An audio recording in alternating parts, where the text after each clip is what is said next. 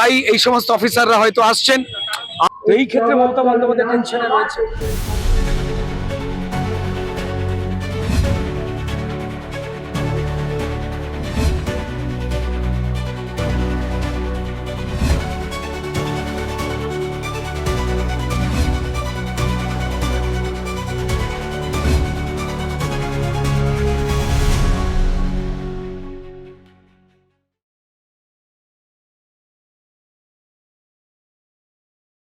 বারাসাতের ময়নাবতী স্কুলের হিন্দু মাইনরিটি বলে সরস্বতী পুজো করতে দেওয়া হয়নি। পশ্চিমবঙ্গ কি তাহলে এখন বাংলাদেশে পরিণত হচ্ছে? দেখুন, দুর্ভাগ্যজনক, বারাসাতের ময়নাতে স্কুলে যে কাণ্ডটা ঘটেছে সরস্বতী পুজোর দিন, এটা আগের বছর থেকে এই বাড়াবাড়িটা ঘটে যাচ্ছে এবং সারা পশ্চিমবঙ্গবাসী কিন্তু এটা দেখছেন। বহু মিডিয়ায় দেখিয়েছে যে সরস্বতী পুজোটা তো আমাদের একটা পরম্পরা, আমাদের একটা সংস্কৃতি। আগেরবার মুখ্যমন্ত্রী কলেজ সেখানে বন্ধ হয়ে গেছিল যোগেশচন্দ্র, এবং তারপর প্রায় 142 বা 46টা স্কুল কলেজে বন্ধ হয়ে গিয়েছিল। সরস্বতী পুজো করা যাবে না, এবং এবারেও তার পুনরাবৃত্তি ঘটল। অর্থাৎ বিদ্যা দেবীর আরাধনা হবে না। কি করা যাবে বলুন? মানে এর থেকে ভয়াবহ ঘটনা তো আর কিছু হতে পারে না। যে রাজ্যের মুখ্যমন্ত্রীর নাম মমতা বন্দ্যোপাধ্যায়, যিনি 8,500 স্কুল বন্ধ করে দেন, পড়াশোনার প্রয়োজন নেই, জ্ঞানের প্রয়োজন নেই, অন্ধকারে থাকো যার স্লোগান, তিনি টিচারদের মেরে রক্তাক্ত করে দেন রাস্তার উপরে, তিনি হিন্দু হোক আর মুসলমান হোক, তিনি তো মা সরস্বতীর বিরোধী।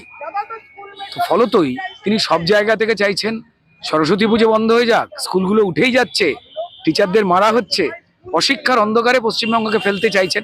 এখান থেকে বেরোবার জন্যই মানুষ এক কাট্টা হয়ে 26-এ তার নিজের বক্তব্য রেখে দেবেন ইভিএম টিপে।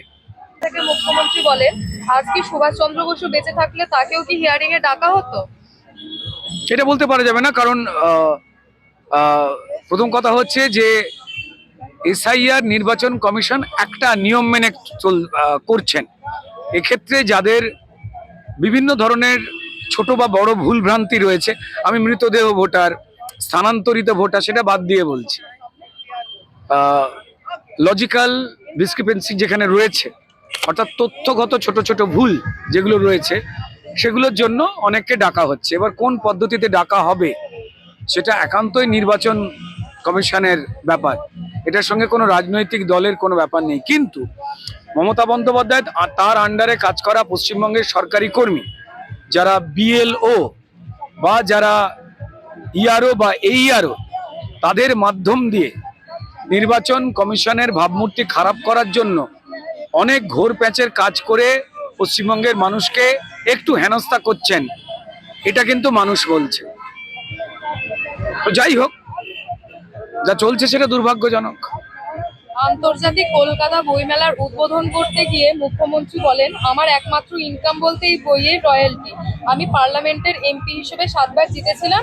আমি কিন্তু মাসে 1.5 লাখ টাকা করে পেনশন পেতে পারি। 15 বছরে 1 পয়সাও নিইনি, আর এখন চিফ মিনিস্টার হিসেবে 1 পয়সাও আমি নিই না। এই দুটো যদি মেলান, কয়েক কোটি টাকা গভর্নমেন্টকে আমি দিয়ে দিয়েছি। হ্যাঁ, হতে পারেন উনি দিয়ে দিয়েছেন, আমি জানি না সত্য মিথ্যা। ওনার তো কোনো কিছুই লাগে না।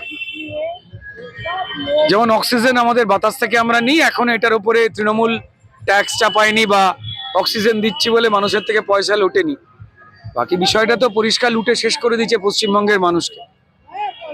আমি 1 কোটি টাকা 1.5 কোটি টাকা ছাড়লাম, আর আমার পরিবারের, আমার দলের লোকজনের 100 কোটি 200 কোটি সম্পত্তি, আর আমি ফাইল চুরি করি, আমার আর কি লাগবে? বাঁকুড়ায় বিজেপি নেতা তাপস বারিককে জীবন্ত পুড়িয়ে মারার চেষ্টা করেন তৃণমূলের গুন্ডা বাহিনী।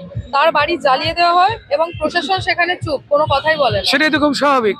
তৃণমূলের পুলিশ এবং ক্রিমিনাল তারা পরিষ্কার বিরোধীদের কণ্ঠস্বর হিসেবে বিজেপির যারা কার্যকর্তা রয়েছে, যারা নেতৃত্ব রয়েছে, তাদের প্রত্যেকেই গলা টিপে মারবার চেষ্টা করছে। পশ্চিমবঙ্গের মানুষের জীবন জীবিকা জ্বালিয়ে পুড়িয়ে তছনছ করে শেষ করে দিয়েছেন। এবার পশ্চিমবঙ্গের মানুষের কণ্ঠস্বর ভারতীয় জনতা পার্টির কর্মীদের বাড়িতে জ্বালিয়ে মেরে দেওয়ার চেষ্টা করছেন। সবটা দেখছেন পশ্চিমবঙ্গের মানুষ, তারা বদলা নেবেনি ভোটের মাধ্যমে। আমরা কিছুদিন আগে বেলডাঙ্গার ভয়ঙ্কর পরিস্থিতি দেখেছি। বেলডাঙ্গায় যে পরিযায়ী শ্রমিক খুন হয়েছিল বলে গুজব রটানো হয়, ময়নাতদন্তের রিপোর্ট অনুযায়ী তাকে খুন করা হয়নি, তিনি আত্মহত্যা করেছিলেন। তাহলে কেন এই গুজবটা রটানো হলো? এর আগেও তো পরিষ্কার যদি দেখেন যে কয়েক বছর আগে সিএএ নিয়ে এই বেলডাঙ্গাতে ট্রেন ভাঙচুর করা হয়েছিল। সিএ তো ছিল নাগরিকত্ব দেওয়ার আইন, কারণ নাগরিকত্ব কেড়ে নেওয়ার আইন তো নয়। মমতা বন্দ্যোপাধ্যায় লোক খেপিয়েছিলেন। এবারও সেম সিস্টেম হলো। মমতা বন্দ্যোপাধ্যায়ের বন্ধুর রাজ্য, হেমন্ত সোরেনের রাজ্য, বিজেপি বিরোধী রাজ্য ঝাড়খণ্ড। সেখানে মমতা বন্দ্যোপাধ্যায় লোকজনকে খেতে দিতে পারেন না তার ভুল শিল্পনীতির জন্য। এখানের মানুষ পরিযায়ী শ্রমিক হয়ে অন্য রাজ্যে চলে যান পেটে বাঁচবার জন্য। দায়ী কে? মমতা বন্দ্যোপাধ্যায়। পশ্চিমবঙ্গে রোজগার রাখেননি। তো যাই হোক, সেখানে সেই পরিযায়ী শ্রমিক তিনি যে মারা গেছেন, সেখানে পুলিশ জানিয়ে দিয়েছে যে কোনো অস্বাভাবিকভাবে কেউ তাকে মেরে ধরে ঝুলিয়ে দেয়নি। তো সেটা প্রমাণিত হলো। তার আগে পরিষ্কার মুখ্যমন্ত্রীর ভোট ব্যাংক বলে যাদের পরিচিত, পুলিশ দিয়ে ঘিরে তাদেরকে সসম্মানে অসভ্যতামি করবার সুযোগ করে দেওয়া হলো এবং সাংবাদিক নিগ্রহ করা হলো, সোমা মাইতি সমেত বাকি মেনস্ট্রিম মিডিয়ার বহু সাংবাদিকদের। এটাই তো মমতা বন্দ্যোপাধ্যায় বারবার প্রমাণ দিচ্ছেন যে আমার পুলিশ, যারা এই জেহাদি, যারা এই অসভ্যতামি করে, তাদের পক্ষে, পশ্চিমবঙ্গের মানুষের পক্ষে নয়, সংবাদ মাধ্যমের পক্ষে নয়, নারীদের পক্ষে নয়। অসভ্যতামির ভোটটাই মমতা বন্দ্যোপাধ্যায় চান, ক্রিমিনালদের ভোটটাই মমতা বন্দ্যোপাধ্যায় চান, যারা অরাজকতা করে তাদেরই ভোটটা চান এবং তাদের পুলিশ দিয়ে প্রোটেকশন দেন। সেটাই প্রমাণিত হলো। ইডির আধিকারিক রাহুল নবীন বঙ্গে এসেছেন, গুরুত্বপূর্ণ বৈঠক হয়েছে, এই বিষয়টা কিভাবে দেখছেন? দেখুন, ইডি তার মতো করে বৈঠক করবে, এখানে তো কোনো কিছু বলার নেই। লোকজন বলছেন যে কিছু নাকি ঘটবে, তো সে সম্পর্কে আমার বা আমাদের কারুরই কোনো ধারণা নেই। দায়িত্বশীল সংস্থা, তার কর্তারা ভারতবর্ষের বিভিন্ন জায়গায় গিয়ে মিটিং করবেন, আইন প্রণয়ন করবেন। পশ্চিমবঙ্গে তো কাউকে জেরাও করা যায় না। যেভাবে পরিষ্কার মমতা বন্দ্যোপাধ্যায় ফাইল ডাকাতি করে নিয়ে বেরিয়ে এলেন, ইডি মামলা করলো, সে বিষয়ে আলোচনা করতেও আসতে পারেন। মিডিয়া মারফত শুনছি, আমরা বলতে পারবো না। হ্যাঁ, আপনি যেমনটা বললেন যে আইপ্যাকে এরকম রেড হয়েছিল, এরপরে কি আরো কোনো বড় তথ্য সামনে আসতে চলেছে? দেখুন, তৃণমূল মানেই দুর্নীতির বড় তথ্য প্রত্যেকটা পরতে পরতে রয়েছে। যেখানে তৃণমূল, সেখানেই অন্যায়, অবিচার এবং দুর্নীতি।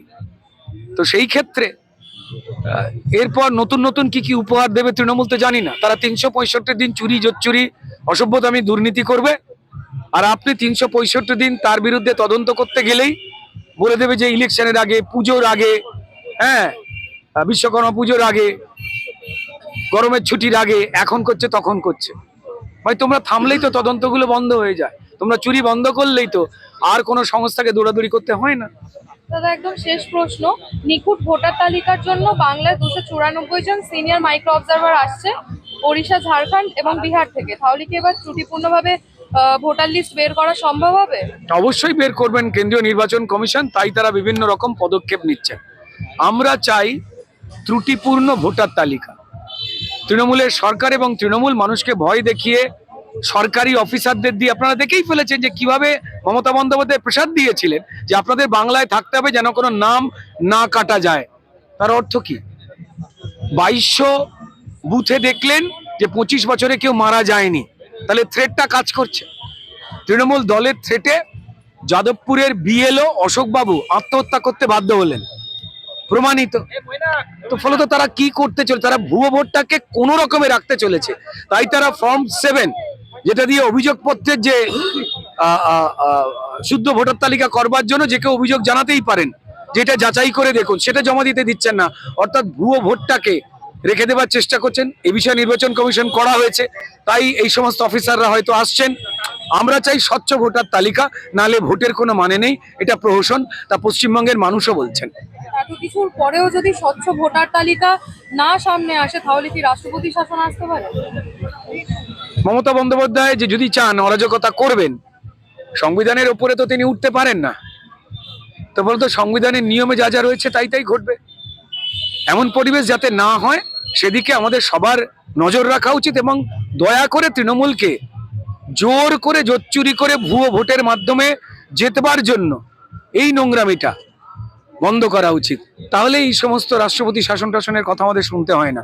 খুব ভয়ঙ্কর শাসন, এটা খুব কড়া শাসন। এর মধ্যে কে পড়তে চায় বলুন? যদি তৃণমূল এই কনস্ট্যান্ট এই অসভ্যতামিটা করে সংবিধানের বিরুদ্ধে গিয়ে, তো তাহলে তখন তো কিছু করার থাকবে না, পুরোটাই তৃণমূলের ওপরে। কি কারণে রয়েছে তার তো একটা তালিকা তা আনার ছবিও আমি দেখলাম। সেই ক্ষেত্রে পরিষ্কার এক একজনের 20টা 30টা করে বাচ্চা, কারুর 100 হয়ে গেছে, এটা তো অসম্ভব, তাই না? বাবা এবং ছেলের মধ্যে বয়সের তফাৎ যে জায়গায় চলে গেছে, কোথাও 50, কোথাও 40, এগুলো কি খুব একটা সুস্থতার লক্ষণ? আমরা যারা এই কথা বলছি বা আমরা যারা শুনছি, আমাদের পরিবারে কি খুব একটা হয়? পরিবারের সংখ্যা, বাবা মায়ের নাম, বহু জায়গাতে মিল, এটা কি করে হয়? এগুলোই তো লজিক্যাল ডিসক্রিমিনেশনের কথা বলা হচ্ছে। এবং সেই ক্ষেত্রে মানুষকে তো জিজ্ঞাসাবাদ করা হবেই, এর মধ্যে তো অসুবিধা কিছু নেই। তবে হ্যাঁ, কোন পদ্ধতিতে করা হবে সেক্ষেত্রে ইয়ারও বা এই আরও যারা রয়েছেন তারা নিজেরাও সহজতার রাস্তা নিতে পারেন। এবার সেটা না করে যদি কারোর মনে হয় যে আমরা একটু মানুষকে বেশি পরিশ্রম করাবো, তা দুর্ভাগ্যজনক। এই ক্ষেত্রেটা বলতেই হয় যে মমতা বন্দ্যোপাধ্যায় প্রথম থেকেই সরকারি অফিসাররা যারা এই মুহূর্তে নির্বাচন কমিশনে কাজ করছেন, কিন্তু আসলে যারা মমতা বন্দ্যোপাধ্যায়েরই কর্মচারী, তাদের উদ্দেশ্যে তো মমতা বন্দ্যোপাধ্যায় থ্রেট দিয়ে দিয়েছিলেন যে কোনো নাম যাতে কাটা না যায়। এবং দেখেছি সেই চাপের মুখে পড়ে বিএলও অশোক বাবু যাদবপুরে আত্মহত্যা করতে বাধ্য হয়েছে। এই যে চাপটা দেওয়া চলছে, এই যে সরকারি অফিসারদের যে অলিখিত একটা গণ্ডির মধ্যে চেপে দেওয়ার চেষ্টা হচ্ছে, তা তো ভয়ের বার্তা দিচ্ছে। আমরা চাই স্বচ্ছ ভোটার তালিকা। কেন্দ্রীয় নির্বাচন কমিশন কি পদ্ধতি নিয়ে সেটা করবেন, একান্তই তাদের ব্যাপার। আমরা কোনো রাজনৈতিক দলই আমাদের ইচ্ছার কথা কাউকে চাপাতেই পারি না। তো এই ক্ষেত্রে মমতা বন্দ্যোপাধ্যায় টেনশনে রয়েছে, মানুষকে বিভ্রান্ত করার চেষ্টা করছেন। 7 নম্বর ফর্ম, অর্থাৎ যদি কোনো ভুল তথ্য চলে যায় সেটাকে সংশোধিত করবার যে ফর্ম, সেইটা জমা দিতে দিচ্ছে না। তার মধ্যে স্পষ্ট হয়ে যাচ্ছে যে তার মধ্যে ভুয়ো বা গোলমেলে নাম অনায়াসেই পাঁচিল গলে ওপারে চলে যাচ্ছে এবং সেই বন্দোবস্ত করা হচ্ছে। এই ব্যবস্থার পরিবর্তন করা দরকার। এবং এই ক্ষেত্রে কেন্দ্রীয় নির্বাচন কমিশনের তরফ থেকে মমতা বন্দ্যোপাধ্যায়ের বিরুদ্ধে তিনি যে চুপ করে এগুলোকে দেখছেন বা হতে দিচ্ছেন, সেই ক্ষেত্রে বেশ কিছু নির্দেশও আসছে, সুপ্রিম কোর্টে অভিযোগও হয়েছে। হিরণের নামে অভিযোগ হয়েছে, তার বহু অভিযোগ করেছে, কি বলবেন? দেখুন, প্রথম কথাটা হচ্ছে একান্ত ব্যক্তিগত এই বিষয়ের ঘটনাটা, এবং আমরা এই ক্ষেত্রে যেহেতু আমি হিরণের সিনেমা জগতের সহকর্মী এবং রাজনৈতিক সহকর্মী, যদিও আমাদের খুব বেশি দেখা হয় না, এবং হিরণ বরাবরই কিন্তু অল্পভাষী মানুষ, তো তাই ব্যক্তিগত কোনো আলোচনা হওয়ার কোনো অবকাশ নেই। আমরা এই ক্ষেত্রে দুজন সম্মানীয় ভদ্রমহিলার বক্তব্য জানতে পেরেছি, কিন্তু যাকে ঘিরে এই বক্তব্য বা কথাবার্তা, তার দিক থেকে কোনো বয়ান আমরা পাইনি। এই পার্সোনাল বিষয় আগবাড়ি আমার মনে হয় যে কোনো মন্তব্য করা উচিত নয়। আইন, কানুন, নিয়ম, মূল, এই সবকটাই তো একটা বিষয়ের সঙ্গে আবর্তিত। আমরা চাইব যে কোনো বিষয় একটা সম্মানজনক পরিণতি পাক। এই বিষয়টা, এটা কারুর, যে কোনো কারুর ক্ষেত্রে, এটা বিভিন্ন ক্ষেত্রে যা মানুষ, চাকরিজীবী হন, ব্যবসায়ী হন, অভিনেতা হন, রাজনীতি হন, খেলোয়াড় হন, প্রত্যেকের ঘরে, পরিবারে, সমাজে কিন্তু এই ধরনের ঘটনা আমরা শুনি। যার থেকেই শুনি আমরা হয়তো না জেনেই অনেক কমেন্ট করে দিই। আমার মনে হয় সেই ক্ষেত্রে একটা অপেক্ষা রাখা উচিত। যেভাবে উনি অভিযোগ করছেন, পাশাপাশি কুণাল ঘোষ, উনি একেবারেই বলছেন যে খড়গপুর অঞ্চলে যারাই যায় তাদের সঙ্গে বিবাহের একটা সম্পর্ক জড়িয়ে যায়, তাকে ইঙ্গিত করতে আপনি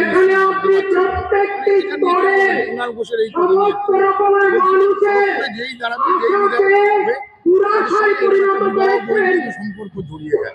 দেখুন, এর আগে যদি আপনি একটু পিছিয়ে যান, আর কারা কারা বিধায়ক হয়েছিল যদি খোঁজ নিয়ে দেখতে পারেন, দেখবেন যে মমতা বন্দ্যোপাধ্যায়কে নিয়ে যে মন্তব্য কুণাল ঘোষ করেছিলেন, ঝিলে ঝিলে তুলে রাখা, ঠিক একই রকমের ইন্টারেস্টেড।